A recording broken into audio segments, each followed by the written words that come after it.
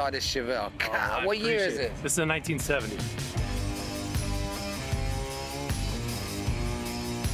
Dude, it's so clean, and the way you got the wheels, the black with the contrasted gray in the center, this is the real deal. We basically bought it for the chassis, and it had the back quarter panels and the ceiling, and that was it. Everything else on the car is brand new. So you did everything, interior. I didn't do everything, but correct, they did. Yes. Can I get in it? Yeah, absolutely.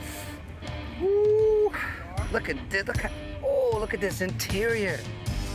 So it's a stock 70 Chevelle dash, but then we did classic instrument gauges, vintage air, and then the cutout obviously for the stereo. So it's a stick. So it's 4-speed? 6-speed manual. 6-speed. Whoa, whoa, whoa, whoa. Oh yeah. Whoa. That means we got to go under the hood, because we all know a car of this age would have had a 4-speed in it. 6-speed, so you must have a LS motor? LS3, correct. Let me see. Oh yeah, oh yeah.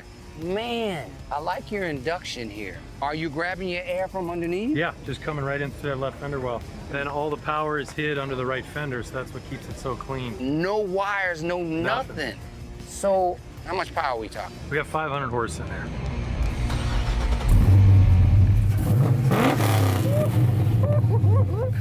Oh my God. Wow, dude.